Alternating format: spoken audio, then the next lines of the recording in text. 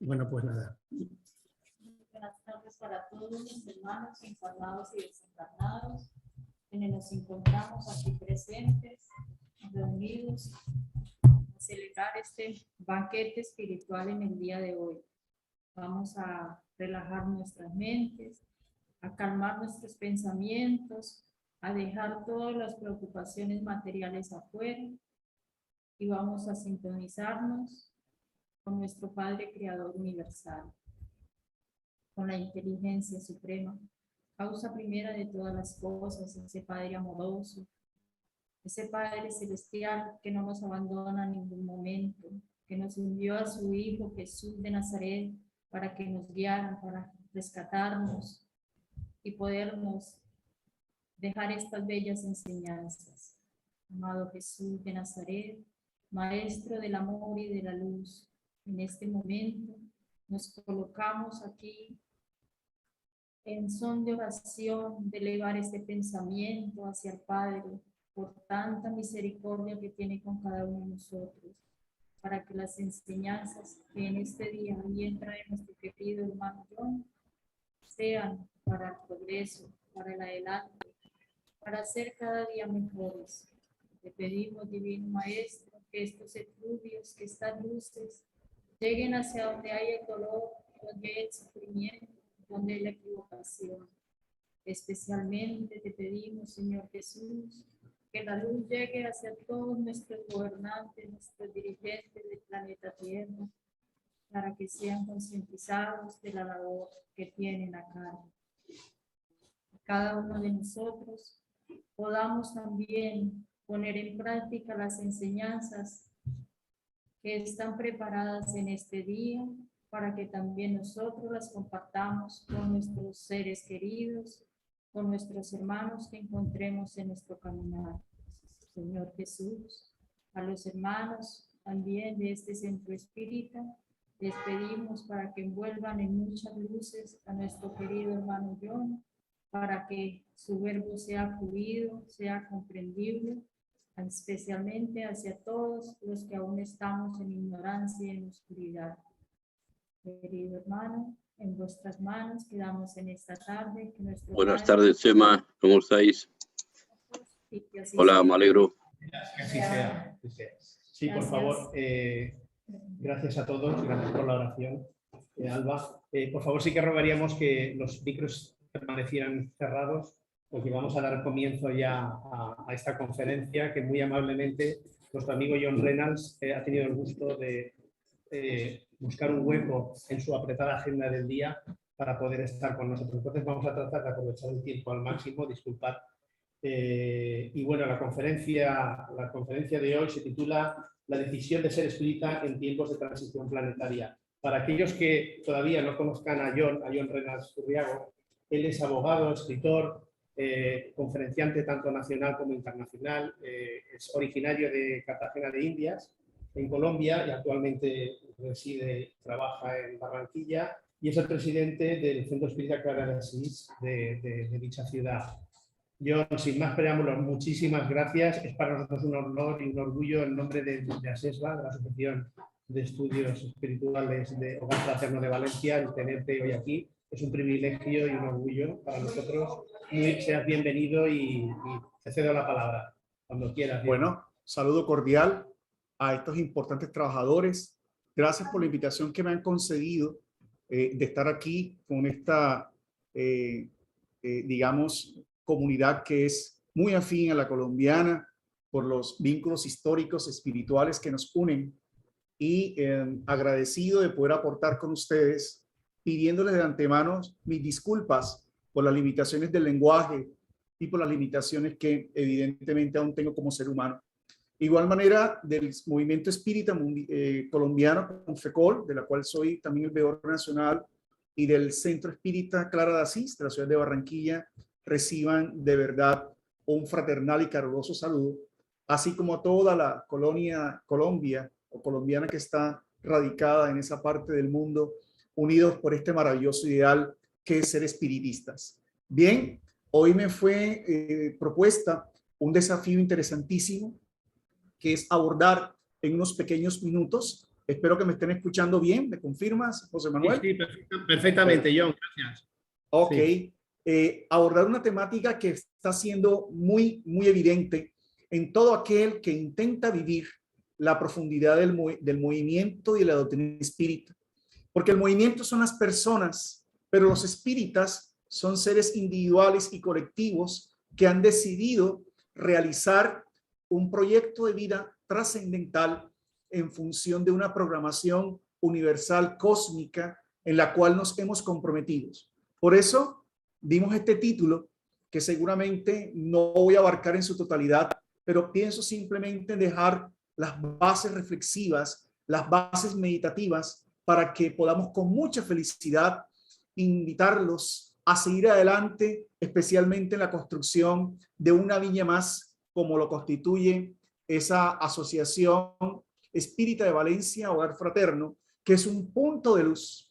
Así como el punto de luz que ustedes observan, esas luces que están descendiendo, en estos momentos la espiritualidad, los guías, incentivan la emoción, incentivan el ánimo, porque el mundo está necesitado de consolación. Así como hace 2000 años, mientras él transitó con sus pies por las mismas tierras que nosotros, Jesús ya venía convocando de una u otra manera al testimonio personal y colectivo de lo que significaba la construcción del reino de los cielos. Por eso, a este primer momento del diálogo, vamos a llamarlos los convocados al testimonio en la época actual de la transición. Muchos espíritas, aún empezando por mí, no comprendemos exactamente el momento sociológico, histórico y universal que la Tierra atraviesa. Ya desde 1868, el maestro Allan Kardec, en la Génesis, específicamente en el capítulo 17, anunciaba que los tiempos habían llegado, pero en un ítem muy puntual de ese mismo capítulo, que él denomina señales de los tiempos, advierte que evidentemente han llegado los tiempos dispuestos por Dios, convocados a una regeneración de la humanidad. Pero sucede aún que esa visión del mundo, de su transformación, sigue siendo muy obtusa, sigue siendo muy dogmática. Es decir, para algunos incrédulos no pasa de ser simplemente algo carente de fundamento y no se preocupan por los cambios internos, emocionales, psicológicos necesarios para afinizarnos o sintonizarnos con esas fuerzas que están en el cosmos y que están grabadas en el cosmos internos. Pero para otros no pasa de ser algo místico y sobrenatural, aún asemejándonos a aquellos pueblos necesitados de fenómenos, necesitados de comunicaciones del más allá. Estamos buscando en ello, en nuestra fe débil, principios que deroguen las leyes de Dios, cuando las leyes de Dios son inmutables, permanentes y únicas. El propio espacio, el universo, habla de esta transición maravillosa, como lo observan allí. El sol sale todos los días, de una manera puntual, de una manera imperceptible, pero lo más bello y profundo es que alumbra para todos, al igual que las leyes son iguales para todos. Pero por eso, sigue advirtiendo Kardec, todo es armonía en la creación. Todo revela una previsión. Nada les dice, desde las más pequeñas hasta las más grandes cosas, una perfección que es el sentimiento y la inteligencia emocional que debemos empezar los espíritas a ver. Los grandes cambios no están simplemente en el movimiento telúrico, en los grandes fenómenos sobrenaturales. Los grandes cambios operan en tu interior y en mi interior, verificando por lo menos el contorno de los pétalos de una flor, respirando el aire profundo, bendiciendo y reconociendo las facultades fisiológicas y psicológicas, la capacidad de poder entendernos, la capacidad de poder estar aún encarnados. En ese sentido, advierte el codificador, los guías de la humanidad y el espíritu de verdad que es Jesús, que moralmente la humanidad progresa por el desarrollo de la inteligencia, es decir, el desarrollo cognitivo, intelectual, del cual el ser humano está cansado. Pero Kardec incorpora un concepto maravilloso, dice el desarrollo del sentido moral, y de la moderación de las costumbres. Este concepto que Kardec incorpora en el libro de los Espíritus da cuenta de la conciencia y de la existencia de Dios, da cuenta de la conciencia del bien y el mal, y Kardec lo utiliza en toda la codificación para dar cuenta que en la medida en que los mundos se transforman y las reencarnaciones psicoterapéuticas educativas plasman en nosotros nuevas facultades y talentos, podemos ir alcanzando el desarrollo de ese sentido moral, una moral que no es religiosa, una moral que es parte de la psicología espiritista, de la evolución anímica de los tiempos y de todos los talentos y los valores que ya hacen el inconsciente profundo,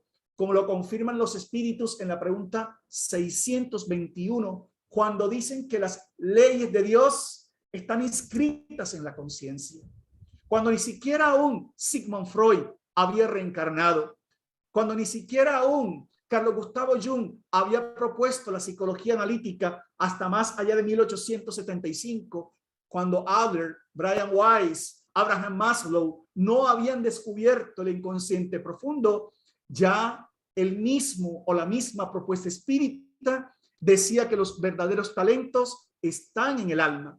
De tal manera que para contextualizar esa condición de transición planetaria, vamos a tomar las palabras textuales del codificador, porque esa transición da cuenta de un progreso de la humanidad que se lleva a cabo tanto en virtud de una ley como de las propias obras de la naturaleza, como de una armonía permanente y puntual.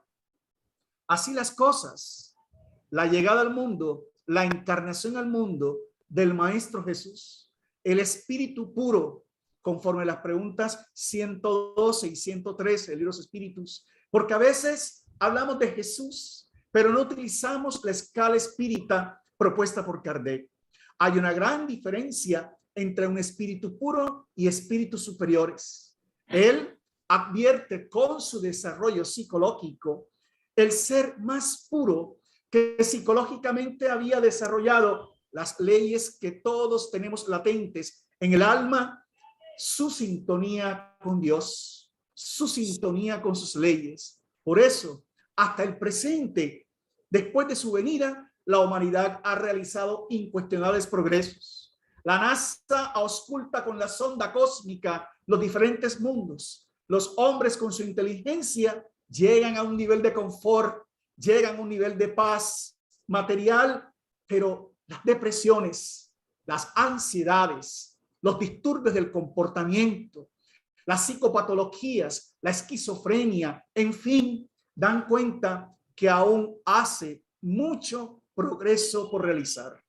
Dice Allan Kardec, aún les queda por realizar un inmenso progreso, hacer que reinen entre ellos la caridad, la fraternidad y la solidaridad que habrán de garantizarles el bienestar moral, porque con las actuales creencias que no son verdades, las instituciones vetustas y anticuadas, la elevación de los sentimientos, venimos de la sensibilidad, venimos del instinto para llegar al sentimiento, conforme maravillosamente lo explica el espíritu de Sansón en el capítulo 11, ítem 8 al 10 del Evangelio según el Espiritismo, que es un poema maravilloso. Es un poema para entender hacia dónde debemos llegar. Es un poema para entender que es a través de estos desafíos existenciales que el espíritu inmortal, la individualidad psicológica que sobrevive a la hipoxia cerebral, podrá desprenderse en luz. Por eso la doctrina espírita es una propuesta de educación, pero también es una propuesta, un proyecto de vida que nos emula a seguir a Jesús, que nos emula a seguir sus verdades. Hombres sencillos, como observan, hombres desprovistos del intelectualismo del Sanedrín, hombres que eran pescadores, cuyas manos callosas no podían entender cómo podían mantener un discurso de transformación de la humanidad. ¿Por qué los escogió Jesús? ¿Por qué su justitia auditrix matrix, que significa la justicia de los miserables, de los comíseros, era la prioridad del maestro? Los sanos no tienen necesidad de médico. El yugo ligero, la constricción al dolor y al sufrimiento, porque dolor y sufrimiento no son iguales. El dolor es la propuesta necesaria para el crecimiento, pero el sufrimiento es una opción mental, de tal manera que podemos vivir con dolor sin sufrir, pero también podemos tener dolor y sufrimientos porque hace parte de esas connotaciones. El mismo Allan Kardec, y es maravilloso la capacidad del codificador para ubicarnos en el contexto histórico, sociológico, espiritual. En el Evangelio según el Espiritismo, en el capítulo 24, no pongáis la luz debajo del celemín, Kardec explica estas características. Los apóstoles estaban más adelantados tanto en lo moral como en lo intelectual. Jesús tuvo la oportunidad de iniciarlos en el conocimiento de verdades más abstractas. Por eso, él, con E mayúscula, les manifestó a los que ya tienen más seriedad. Entonces vemos que hay una programación espiritual. No eran espíritus del azar. Ellos tenían en su alma condiciones latentes que vivirían con él durante 3 años. Porque ustedes se imaginan el magnetismo, las condiciones psíquicas espirituales que implicaba estar cerca del aura de la irradiación perispiritual de Jesús. Esas condiciones propiciaban, así como hoy día en nuestros centros espíritas, las condiciones psíquicas dispuestas por nuestras buenas intenciones, por la disciplina, por el estudio y el servicio, atraen espíritus superiores buenos que sustentan nuestras tareas y nos emulan esas verdades. Pero sabía el Maestro Jesús que el ser humano, conforme su evolución, haría interpretaciones correctas, indebidas o inadecuadas de las máximas morales, comportamentales que él daría, porque Jesús nunca escribió. Sin embargo, es importante precisar que eran espíritus adelantados, pero no puros, porque incluso con sus apóstoles, como advierte Allan Kardec, ciertos puntos cuya comprensión plena estaba reservada para tiempos ulteriores, los apóstoles no podían entender. De tal manera que el desafío de la actualidad como del pasado eran las interpretaciones que conforme los trastornos psicológicos, que conforme los dogmas de religiosidad, los intereses políticos, culturales, iría a darse del mensaje de Jesús. Por eso esa noche en particular, que todos recordamos, la última cena, en donde el Mesías anunciaba a sus discípulos que ya debían transformarse en apóstoles. Hay un espíritu superior que nos advierte que una cosa es ser discípulos y otra cosa es ser apóstoles. Ese espíritu, Marco Prisco, nos advierte que todos podemos ser discípulos, seguidores, así como lo vemos, embebidos, entusiastas, pero que la condición de apóstol la da la sostenibilidad, la da el carácter que se forma a través de los desafíos personales, familiares y sociales. Él había anunciado que iría a un lugar donde ellos no podrían acompañarlo. Entonces Pedro, aquel que lo amaba, aquel que era muchas veces reactivo, no activo, le cuestionó: Maestro, pero yo te amo, yo te seguiría. Y el maestro ponderó: Pedro, mi querido Pedro, mientras él lavaba sus pies, ¿recuerdan el lavatorio de pies? Para recordar que el mayor del reino de los cielos era aquel que sirviera más y tuviera más el concepto psicológico de humildad. Observan la mirada de Pedro cuestionándolo, porque tampoco aceptaba que el maestro lavara los pies de sus compañeros como si fuera un esclavo más. Y entonces, molesto, le seguía indagando por qué él no podía seguirlo. Y conforme lo comenta Humberto de Campos por la psicografía de Francisco Cándido Xavier, en esta hermosa obra que siempre invito a leer, si queremos tener una idea profunda del cristianismo primitivo, que es a lo que nos convoca la verdad, el espiritismo, hay dos obras maravillosas que gustaban mucho a Chico Xavier, Pablo y Esteban y Buena Nueva. Comenta que en la negación de Pedro, el Mesías advertía al humilde trabajador las siguientes verdades. La experiencia. John, has parado el micro, has cerrado el micro. Que suba más la voz, que a mí se Sí. me hace muy difícil. Nuevamente. Ahora, sí, se ve que sí, ahora. Es que ha habido un momento que se ha cortado tu micro, no sé por qué. Perdón. Te lo desactivé involuntariamente. Claro, sí. Me estaban comentando aquí que si te pudieras acercar un poquito más al micro, por favor. ¿Me dices? ¿Ahí está mejor? Sí, mejor. Gracias. Okay.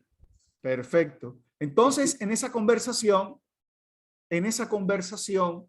Pedro, como nos sucede a nosotros actualmente, Pedro cuestionó al Mesías si él le consideraba un espíritu malo, endurecido hasta ese punto, sintiéndose inclusive ofendido. Pero Jesús, advirtiéndole que esa noche él le negaría 3 veces, le dijo: Pedro, hermano del alma, el hombre en el mundo es más frágil que perverso. Y eso es importante psicológicamente saberlo. No somos personas malas, sino muchas veces inferiores. No hay la resistencia moral para poder afrontar los desafíos, que solo la fe razonada, el estudio sincero, el desarrollo emocional a la luz de la inmortalidad, a la luz de la reencarnación, puede ofrecernos. Las casas espíritas deben fortalecer la condición moral y el libre albedrío después de sucedidos los acontecimientos. Cuando el gallo cantó 3 veces y aquel que lo había amado tanto le negó, él entró en un periodo de depresión, él entró en un periodo de ansiedad y se internó en las partes más oscuras. Viendo al ser amado, al Mesías encadenado, vilipendiado, golpeado, se enterró en un callejón oscuro. Y a pesar de la condición, él pudo, en el velo profundo de sus lágrimas, observar una visión consoladora y generosa del Mesías, que creando una idioplastía maravillosa, con la misma sonrisa de siempre, se le acercó y lo abrazó. Y Pedro, viviendo su testimonio, viviendo su transición interna psicológica, le pidió al Mesías: Señor, perdóname. Fue entonces cuando el antiguo pescador recordó aquellas palabras que resonaban en la acústica de su alma. Pedro, el hombre en el mundo es más frágil que perverso. Por eso Juana de Ángeles, Amelia Rodríguez, Emmanuel toman a Pedro a partir de su caída, pero enfáticamente toman su transformación moral, diciendo que Pedro, como muchos de nosotros, nos podemos a veces encontrar en un estado adormecido de conciencias, en esta obra maravillosa llamada Vida, Desafíos y Soluciones. Exactamente en el capítulo 8, Autodespertar impostergable, el despertar del sí, del self, del espíritu legítimo, Juana de Ángeles invita a cómo cada uno de ellos fueron invitados a vivir su testimonio. Los espíritas en estos momentos estamos convidados al testimonio ya y a dar prueba de un estado maravilloso que Juana de Ángeles llama mayoridad psicológica existencial o la psicología de la madurez. Es decir, afrontar los aspectos sin adormecerlos, porque el Mesías había dado detalles de lo que Pedro iría de vivir, ¿verdad? Y esos detalles invitarían a su despertar. ¿Cuál está siendo en estos momentos colectiva, mundial, individualmente, el testimonio que está despertando nuestra conciencia, porque Pedro tuvo ese testimonio, lo superó, y en qué se transformó su vida, en una autodonación hasta el momento final. Hasta el momento final, porque como nos recuerda esta hermosa obra de arte de la crucifixión de Pedro, del pintor italiano Caravaggio de 1601, en el momento difícil, cuando ya por la vejez había cumplido y cuando fue apresado para ser crucificado, solicitó su crucifixión fuera hacia abajo su cabeza, dando a entenderse a algunos intérpretes que él no era un espíritu puro y que necesitaba realmente trascender tras trascender. En tanto que Jesús, siendo el espíritu puro, iría a ascender, porque ese es realmente el concepto de la enseñanza de Pedro. Y como él mismo diría en Pedro 4:8, sobre todo, tengan entre ustedes un ferviente amor, porque el amor cubre una multitud de pecados. Pero no es ese amor sexual, no es ese amor psicológico del ser humano, es un amor trascendente que no cuestiona, que no genera rezago alguno en el ser.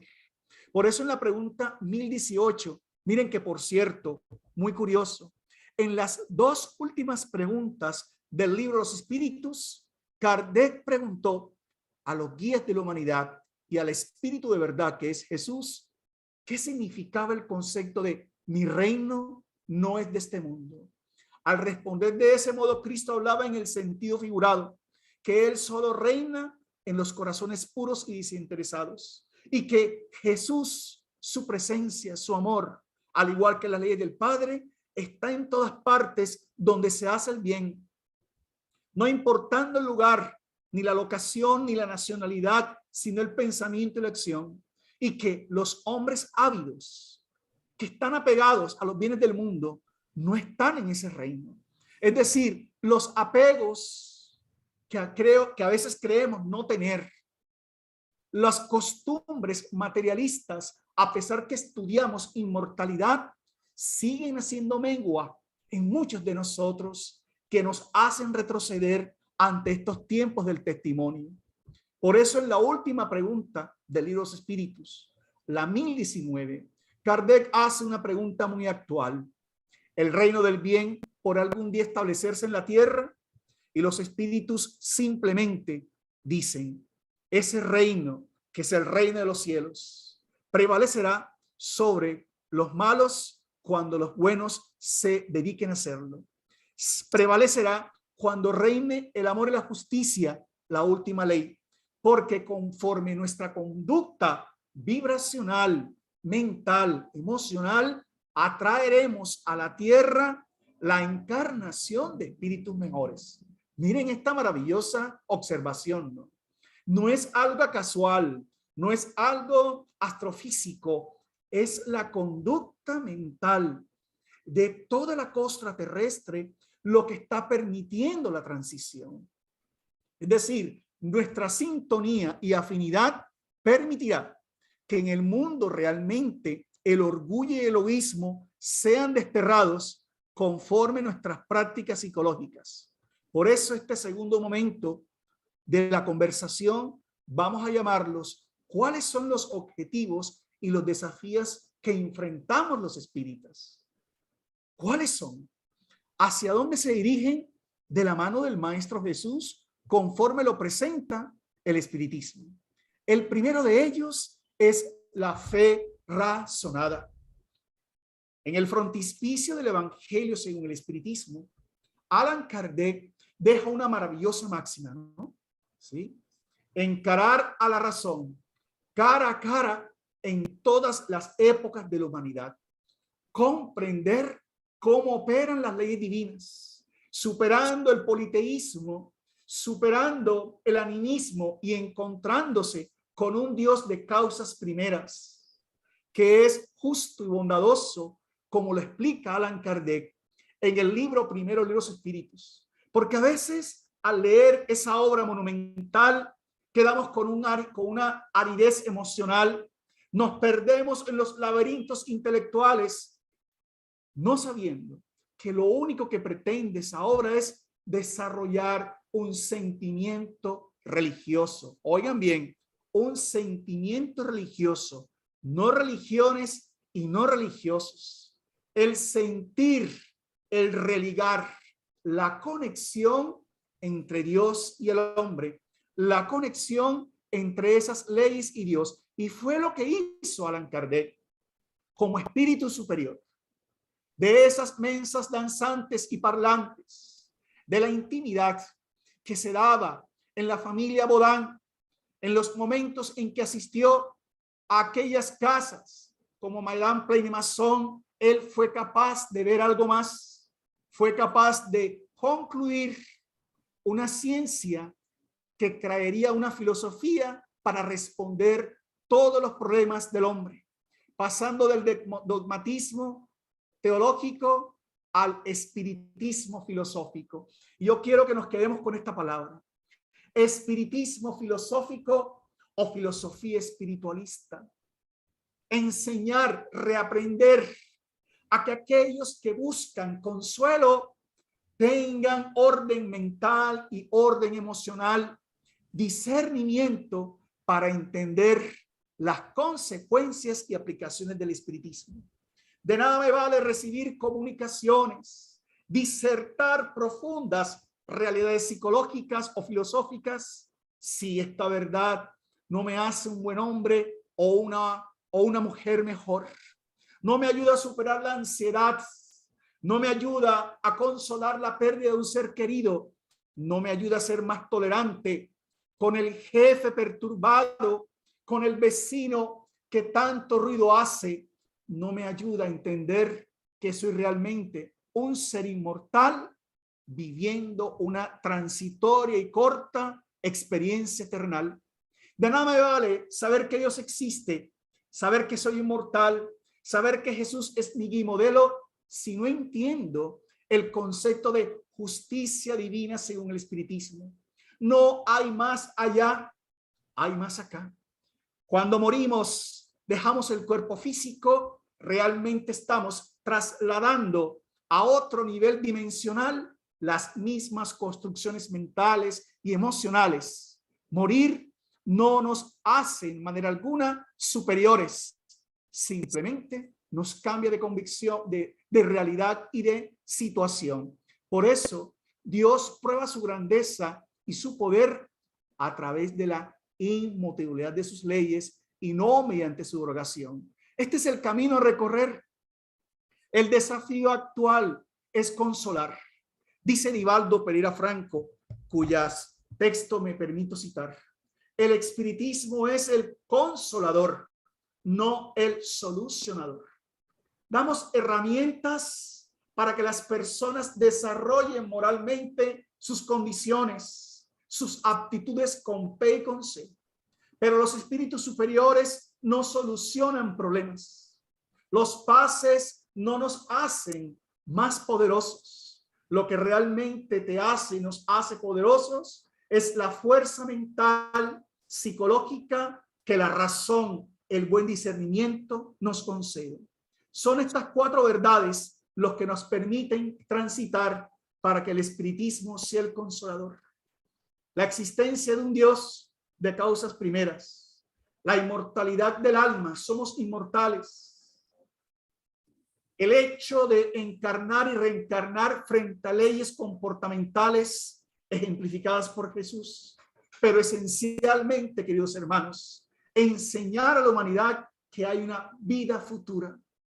En el Evangelio según el Espiritismo, capítulo 2, ítem 2, Kardec señala que el principal fundamento de la verdad de Jesús es la vida futura.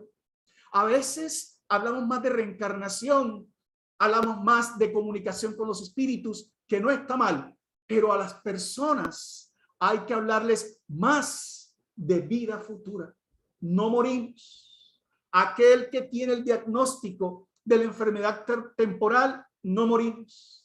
Aquel que busca la eutanasia para escapar psicológicamente de sus desafíos, no morimos. Aquel que busca la droga para intoxicarse, advertirle que no morimos. Y tarde que temprano, los desafíos tendrán que ser enfrentados en esta vida o en otras. Pero si hay una conciencia de inmortalidad, si hay una conciencia de reencarnación, si hay una conciencia de ley de causa y efecto, el ser humano entenderá, como ahora lo decía la NASA en estas bellas fotos, no sé si las observaron, a través del magnífico telescopio Webb, anunciaba esta armonía que hablaba. Estas fotos dan cuenta que las personas debemos tener certeza de ese porvenir. Si no hay esa certeza, los primeros cristianos primitivos no hubiesen descendido al circo romano a enfrentar las fieras. Psicológicamente, ¿qué podía darles la convicción? Y esa es la convicción que debemos hoy día nuevamente retomar. Cuando las fieras impactaban en sus cuerpos, los guías espirituales desprendían a aquellos misioneros que no lograban sentir dolor. Porque aquel que entiende el amor sabe con claridad que, como lo advierte Allan Kardec en la conclusión sexta de Dios Espíritus, que la fuerza del espiritismo reside en su filosofía, pero no en la filosofía tradicional que conocemos, es en la visión de la filosofía espiritualista. Allan Kardec coloca ese concepto en el Libro de los Espíritus para combatir la filosofía materialista de Augusto Comte, una filosofía que explicara la justicia de Dios en términos de inmortalidad, en términos de vida futura. Y a veces perdemos ese sentimiento y esa visión y nos encontramos así. Muy seguramente nos encontraremos así en estos desafíos. No hay que tener miedo a las crisis, no hay que tener miedo a los enfrentamientos. Así hay que tener claro que la fe razonada hace que se dé el principal éxito de alguien que estudia y practica la doctrina. El control de sí mismo, el control de las circunstancias, el control de las circunstancias. Por eso Allan Kardec, en la conclusión séptima, dice que aquel que estudia la filosofía espírita tiene tres consecuencias maravillosas. La primera de ellas es que desarrolla un sentimiento religioso, comprende cómo opera Dios en su vida, comprende por qué ocurren las circunstancias y no cree en el destino fatal y no cree en los demonios, sino que se siente permanentemente construyendo el día. Se siente que es útil a la humanidad desde donde se encuentra y adquiere voluntad y disciplina. La segunda consecuencia de entender bien la filosofía espiritista es la resignación a las diferentes vicisitudes de la vida. No piensa en el suicidio, no piensa en evadir, aprovecha cada instante de su vida, ¿verdad? Y el tercer efecto es que inspira la indulgencia para con los defectos ajenos.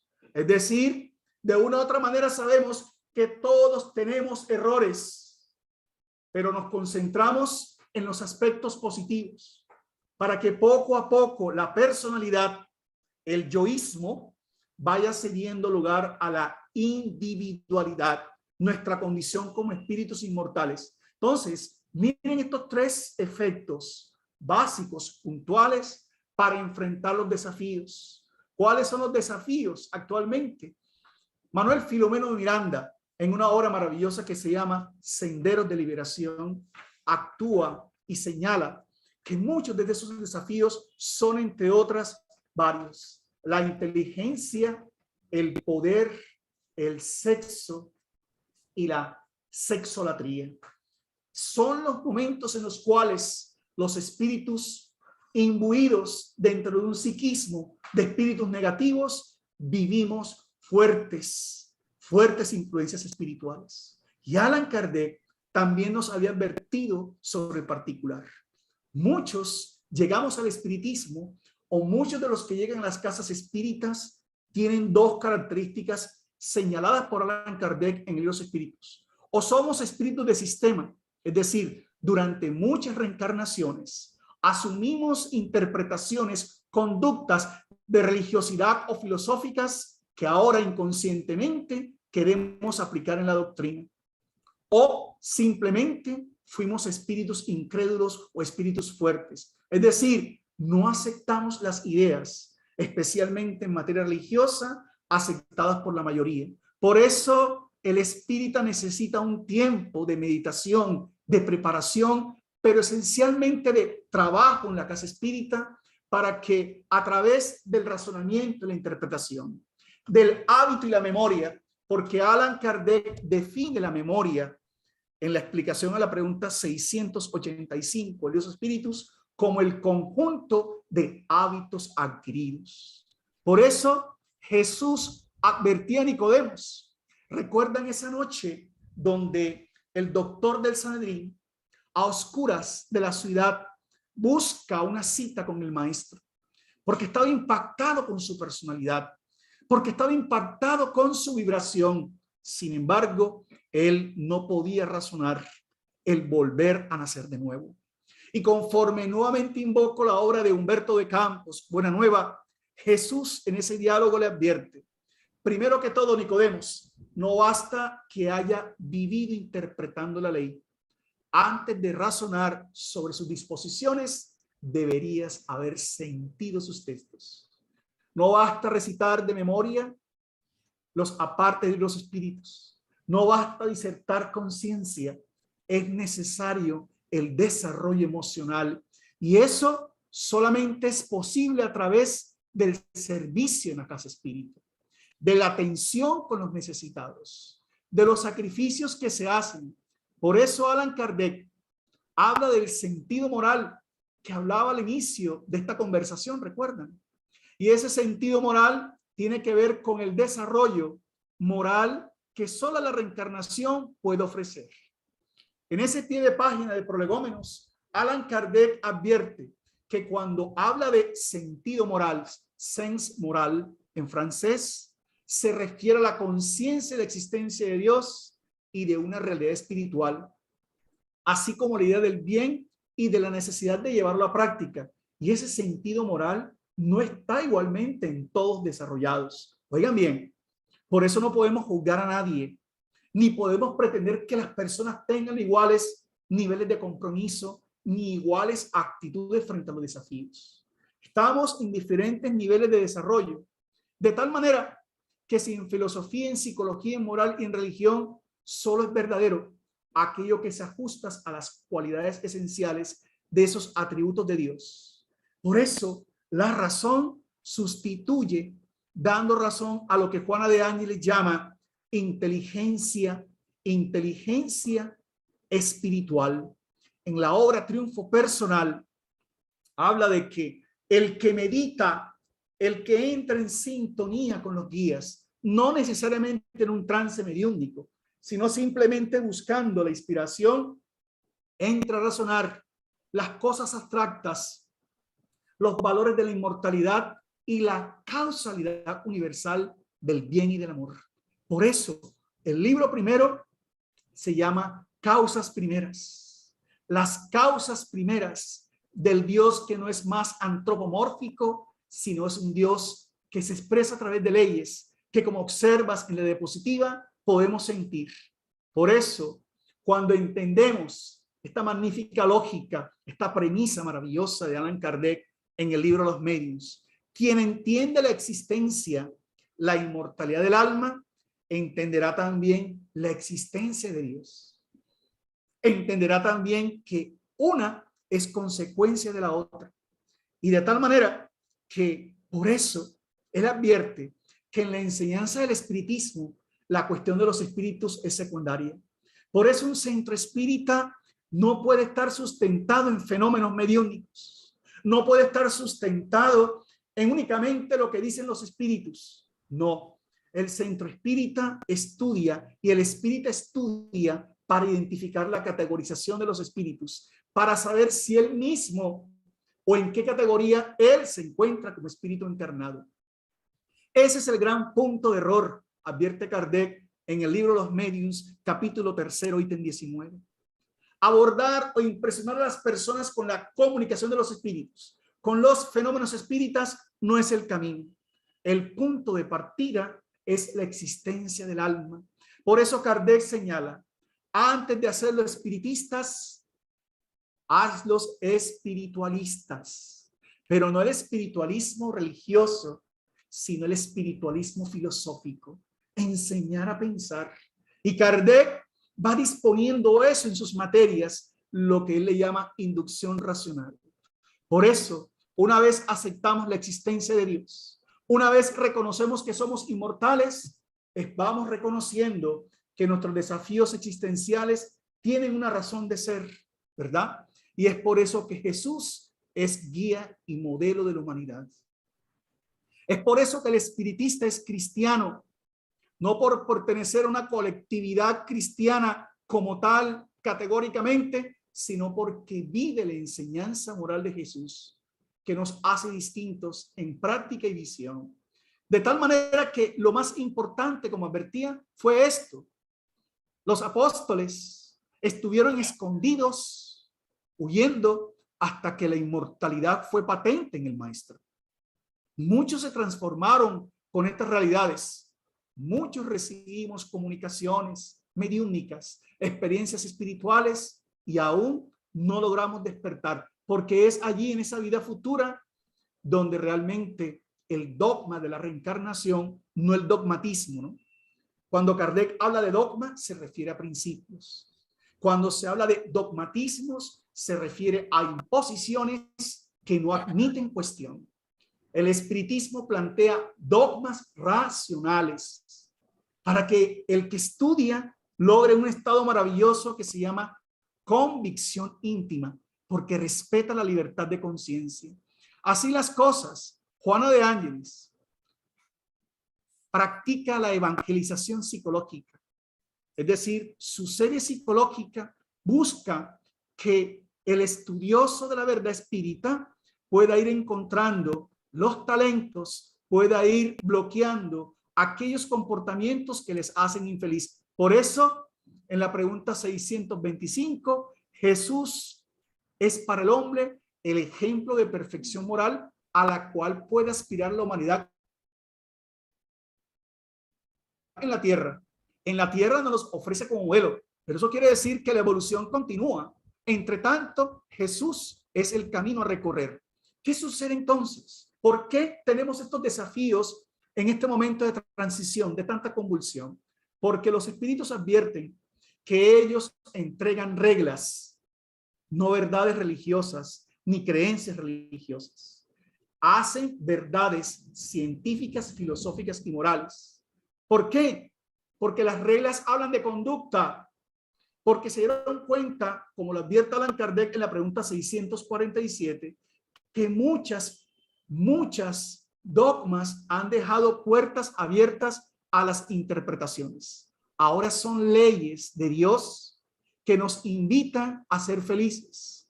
Por eso la educación se basa, según el espiritismo, conforme a la pregunta 872, en el estudio de la naturaleza moral del hombre. Y aquí quiero hacer un punto de inflexión. ¿Cuál es la naturaleza moral del hombre? ¿La religiosa, la de los religiosos, la de los dogmas? No, con todo respeto. La naturaleza moral del hombre está íncita en la codificación. La naturaleza moral del hombre señala que somos el efecto de una causa primera, que somos inmortales, que reencarnamos, que no morimos, que estamos sujetos a una ley de causa y efecto, que la verdadera educación se plasma en el alma, no en lo cognitivo, no en lo cultural, y que tenemos la opción de una vida futura, es decir, las próximas reencarnaciones. El estado espiritual que iré a vivir al dejar el cuerpo físico depende de mí, de mi libre albedrío. Muchas personas cuando entienden esto se desaniman porque inconscientemente llegan a la doctrina a reemplazar los demonios por los obsesores, los pastores, los sacerdotes por los divulgadores, los espíritus por los santos, cuando realmente nos están diciendo, esta es una propuesta. El espiritismo es expositivo. Somos nosotros quienes decidimos tales realidades, porque Kardec señala que esas leyes morales las sintetiza en la pregunta 617A al explicar el diálogo de esa pregunta. Esas leyes conciernen especialmente, miren, al hombre en sí mismo, es decir, conócete a ti mismo. Conciernen al hombre en sus relaciones con Dios. ¿Cómo estás tú en esa ley de adoración con Dios? ¿Cómo sientes a Dios? ¿Cómo interpretas a Dios en tu vida? Están relacionadas con lo que comprenden. Ahora, ¿qué comprenden esas leyes morales en el aspecto práctico? Las reglas de la vida del cuerpo y las reglas de la vida del alma. Queremos saber cómo estamos, hacia dónde vamos. Empecemos por preguntarnos, ¿cómo es tu relación contigo mismo? ¿Cómo es tu diálogo interno? ¿Cómo es tu relación con Dios? ¿Cómo es tu relación con los demás? Y conforme a eso será tu salud integral. Porque lo que eres, lo que piensas, lo que sientes, se refleja en el alma, en el cuerpo físico, que se llama somatización, y se refleja en la fisiología del alma, grabándose en el perispíritu. Miren lo maravilloso. Por eso dice Emmanuel, dice Chico Xavier, dice André Luis, somos herederos de nosotros mismos. Por eso tenemos la capacidad de discernir. Miren que una cosa es razonar y otra es discernir. Una cosa es entender y otra es comprender. Yo entiendo la doctrina, muy poco la comprendo. Yo razono la doctrina, muy poco la discierno. Porque si a estas alturas de mi vida yo la comprendiera realmente, fuera más feliz, mi salud fuera más estable. Yo no atraería por mis capacidades intelectuales, ni mis títulos, ni mi posición social, sino atraería por mi vibración. Atraería por mis autoridad moral, la autoridad de mis luchas internas. Por eso, para finalizar, vamos a hablar de eso, ¿no? Cuando el ser humano entiende las leyes de Dios, la fisiología del alma, la reencarnación, mis condiciones morales, puede tener más libertad para elegir. ¿Qué hace entonces el espiritismo en tiempos de transición? Es una doctrina de liberación porque ayuda a el esclarecimiento, que los seres humanos puedan tomar mejores decisiones y ser más responsables de sus actos. Cuando estamos en el centro espírita como ahora, hay guías que inspiran, que orientan, pero no solucionan ni hacen lo que nos corresponde a nosotros. Creando en el centro espírita un ambiente psíquico de paz, un ambiente psíquico de sintonía con los trabajadores del bien, muchas personas podrán superar los desafíos de la gran transición. Dice Manuel Filomeno de Miranda, la sociedad espiritista es un lugar de iluminación de conciencia, de ennoblecimiento moral y de acción caritativa, sin cuyas vivencias pierde sus características, se hace mundana y se convierte en un club donde predominan la insensatez, el engaño y la explotación. El centro espírita no es un club social, el centro espírita es un centro donde encarnados y desencarnados, conscientes de su pasado existencial, conscientes de la vida futura que construyen, se preparan para servir a ambos planos de la vida sin buscar intereses personales. Por eso, Jesús, como lo comenta el Espíritu José Antonio, en la obra Yo soy el camino, del medium Jorge Berreo Bustillo, Jesús sabía que los fariseos eran sabios, pero no tenían sabiduría. La psicología farisaica sigue acompañando a muchos cristianos en la actualidad. Sabemos de memoria, comprendemos los diálogos intelectuales, pero no tenemos sabiduría, que solo lo da la asimilación de las palabras para convertirlas en realidades existenciales. ¿Y qué son los testimonios difíciles que estamos afrontando? Los testimonios de esa verdad. Por eso, querido amigo que me escuchas, Jesús se hace presente a través de la doctrina espírita ¿Cuál es tu desafío existencial? Muchos lo encuentran en el hogar, en el esposo, la esposa, en el hijo, en la perturbación.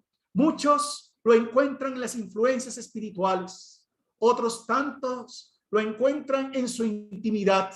Pero es momento de decir que si haces parte de las filas espiritistas, cuentas con el conocimiento, con el instrumento adecuado para brillar, para trascender, para ser mejor. La transición se opera, sí.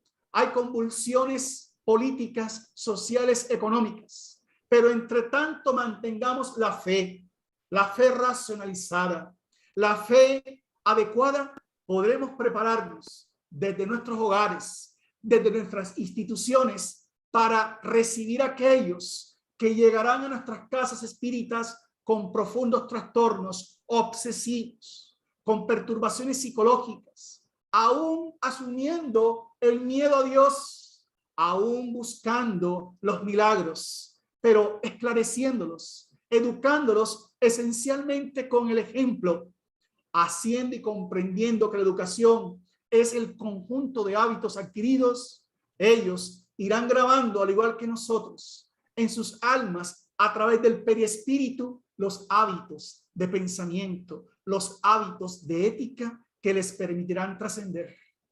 Muchos despiertan dando gritos al abandonar el cuerpo físico. No nos concentremos en eso. Vamos a concentrarnos en los momentos que restan para hablar al mundo con toda la autoridad moral, pero la argumentación científica, filosófica y moral de que el espírita vive una verdad, no una creencia, y que esa verdad solo es posible asumiendo ante todo que todos de una u otra manera vivimos la caridad. No hacemos exclusiones, incluimos, esclarecemos, no disputamos, debatimos. Aquel que quiere escuchar, aquel que quiere transformarse para recordar y emular siempre que el discurso sencillo del maestro cuando se sentaba a las orillas del Genazaret y simplemente con su voz decía: vosotros sois la sal del mundo, vosotros sois dioses, todo el reino de los cielos es una realidad ahora psiquiátrica, psicológica. Vosotros tenéis los talentos que están allí latentes en el alma, pero que por los miedos ancestrales, por los miedos materiales, no te atreves a dar. No simplemente basta con dar, hay que darse. No simplemente basta con donar, hay que autodonarse, entregarse para poder sentir las primeras primicias de la paz y la tranquilidad que solo Jesús puede concedernos. Muchísimas gracias, mis queridos hermanos. Doy entonces el momento pidiéndole disculpas por las limitaciones y claro está, queda aún muchísimo por desarrollar, pero pienso que lo esencial ha sido expuesto. Muchísimas gracias. Muchísimas gracias, John, por esta magnífica conferencia. Es desde luego muy densa, con mucho contenido y seguro que gracias a Dios la hemos grabado, la estamos grabando y tendremos ocasión de repasarla porque son muchos conceptos para asimilar. Entonces, vamos a aprovechar el poquito tiempo que le queda a John para si queremos hacer alguna pregunta. Si alguien quiere hacer alguna pregunta, que abra el micro. Si no, por favor, pues no, más que nada para evitar ruidos innecesarios de fondo. Mientras alguien piensa alguna pregunta, a mí se me ocurriría, John, plantearte un par de cuestiones. Me gustaría, John, que explicaras cuando se habla de testimonio, de dar testimonio, ¿cómo podemos entender el testimonio, dar testimonio en un centro espírita, como espíritas, en este siglo XXI, ¿no? Muchas gracias. Que desarrollaras un poquito más, aunque lo has explicado muy bien, pero... Sí, la palabra testimonio es ubicar cuáles son los desafíos, los problemas, los dolores que actualmente enfrentamos, como lo enfrentó Pedro, ¿no? Como lo enfrentó Pablo Apóstol, como lo enfrentó Judas, María de Magdala, ¿no? Los tomo como ejemplos porque son circunstancias psicológicas de cómo actuar, de cómo definir esos contextos. Entonces, testimoniar es eso, ¿no? Aplicar el conocimiento espírita para tener una vida más equilibrada, aplicar el conocimiento espírita para poder administrar los desafíos, porque el espírita ya no habla de sufrimiento, habla de desafíos. Y cuando eso sucede, si vamos de la mano con esta conexión, con este trabajo, ¿no? Aquel que consuela a otros no tiene tiempo para llorar. O como dice Juana de Ángeles, ¿no? Quien aprende a abrir las manos por solidaridad, aprende a abrir el amor por amor. Entonces, todas esas conductas o circunstancias pequeñas, porque estoy seguro que todos vivimos en lo familiar, en lo íntimo, un desafío. ¿Y por qué? Porque estamos en un mundo de expiación y de pruebas, ¿no? Luego, ¿cuál es la propuesta espírita? La de Jesús, pero ser más, tener más fe, tener más decisión, confiar más. ¿Y cómo confío más? Comprendiendo cómo opera la ley de Dios, comprendiendo cómo opera la ley de Dios en mi vida para poder dar testimonio, es decir, una evidencia de la manera en cómo yo llevo mi vida. No sé si fui claro. Perfectamente, muy bien, gracias. Bueno, ¿alguien se anima a hacer alguna pregunta a John? Si no, yo sigo preguntando, ¿eh? Mira, otra cuestión, John. Se habla mucho, tanto de los espíritas como que llevan años, como otros que están empezando. ¿Por qué el movimiento espírita tiene tan poca resonancia? ¿Por qué son tan pocos los espíritas que hay en el mundo? Decía Divaldo en alguna oportunidad, sin que obviamente se nos suba el orgullo a la cabeza, ¿no? Ser espiritista es una conquista espiritual. ¿Sí? Por ahí decía también Raúl Teixeira en estos días, ser espiritista es un desafío de aguante. No todo mundo está dispuesto a cambiar. María de Magdala, la tomo nuevamente como ejemplo, es reconocida como aquella que tan pronto vio a Jesús, se transformó moralmente. Entonces, hemos venido en muchas reencarnaciones viviendo propuestas religiosas cómodas, pero cuando ya se necesitan cambios estructurales, no todo el mundo está dispuesto a hacerlo, ¿no? La segunda razón es que el espiritismo no es muy bien conocido, ¿no? Desde el punto de vista como filosofía. No se dieron cuenta la estructura que presenté. El espiritismo es una propuesta filosófica, una propuesta científica, pero esencialmente moral. Entonces se confunde el espiritismo con lo diabólico, con lo negado. Y la mejor manera de presentar esto es mostrar centros espíritas organizados, mostrar cuál es el cambio moral. Por eso Emmanuel dice que la mejor propaganda del espiritismo es nuestro comportamiento moral. ¿Sí? Donde yo laboro, todo el mundo sabe que yo soy espiritista, ¿no? ¿Sí? Porque me presento como tal, pero están muy pendientes de cómo actúo para ver si hay coherencia entre lo que hablo y el discurso. Entonces, uno va pidiendo esa vigilancia para que realmente se haga una mayor promoción del espiritismo. Ahora, el espiritismo también es muy joven, son apenas 150 años y más. Es una propuesta donde apenas están reencarnando en esta transición aquellos espíritus que vienen en mejores disposiciones espirituales para asimilarlo y llevarlo a esa nueva generación. Muy bien. Tenemos por aquí una pregunta en el chat de nuestro amigo Pablo. Dice, la verdadera educación no se plasma en el pensamiento, sino en el alma. ¿Esa verdadera educación se debe concretar en la conducta moral? Correcto. En la pregunta, yo les voy a dar citas, ¿no? Porque lo importante es que ustedes verifiquen la información. Había dicho que en la pregunta 685A, Kardec define la educación como el conjunto de hábitos adquiridos. Pero Kardec clasifica esos hábitos en dos tipos, hábitos de orden y hábitos de previsión. Luego en la pregunta 917, Kardec dice que necesitamos de hombres educados, pero no de hombres instruidos. Una cosa es la instrucción y otra cosa es la educación. En este momento yo estoy brindando instrucción conforme a la codificación. ¿Cuándo se transforma en educación? Cuando se practica. Y esa práctica se logra en el centro espírita. En la pregunta 617, Kardec habla que el objeto de las leyes morales es la práctica de la moral espírita de los hombres de bien.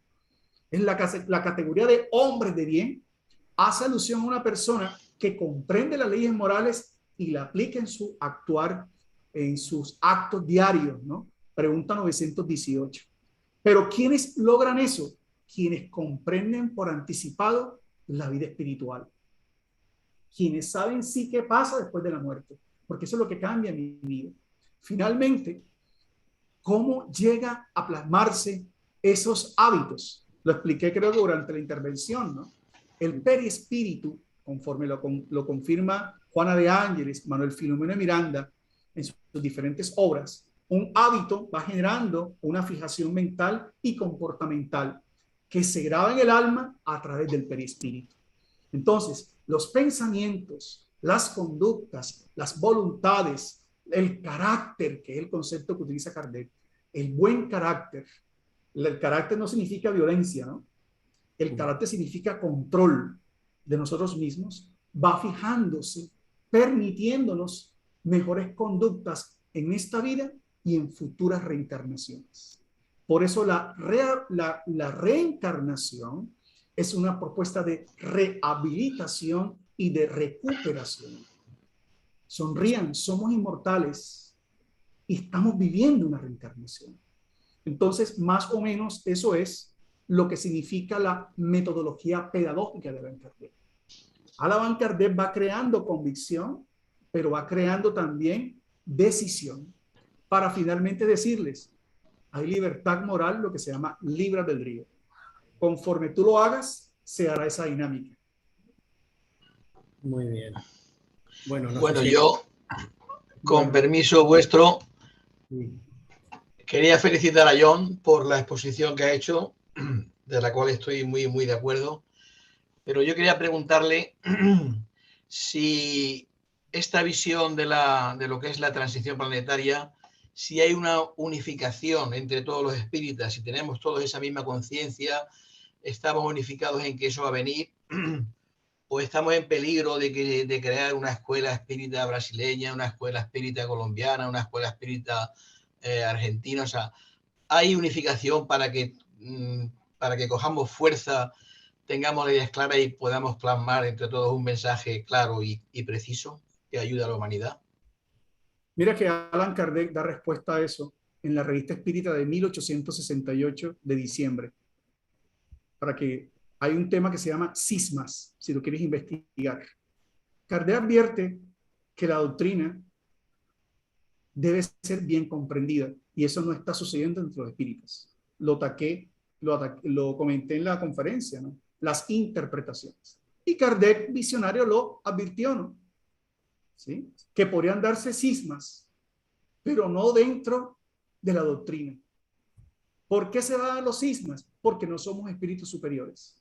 En la pregunta 298, disculpe que dé tanta información, dice que en los espíritus superiores siempre hay discordancias, pero en los espíritus superiores mejores hay concordancia. ¿Por qué?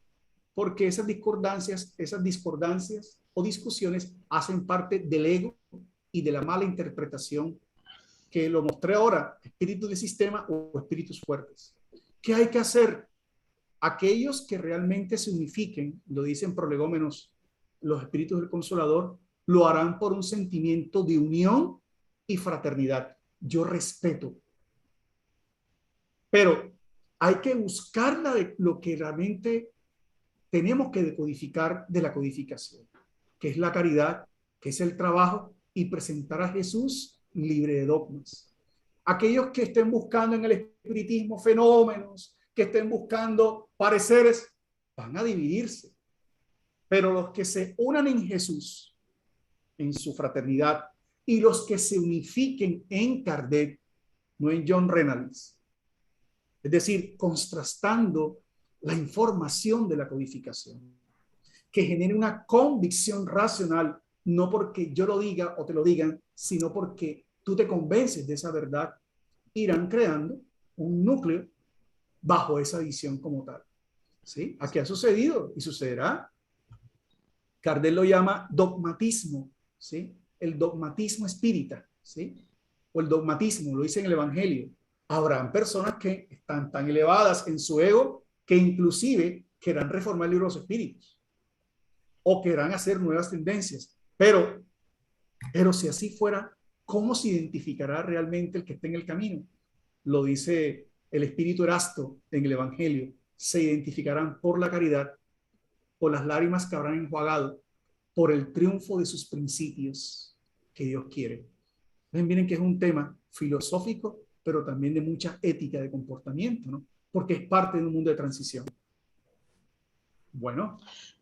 Sí, y Jesús dice: a los míos se les reconocerá porque se aman. Así es. Y el buen árbol da buen fruto. El buen árbol da buen fruto. Entonces, está ¿qué claro. hay que enseñar en los centros espíritas? Amor, respeto.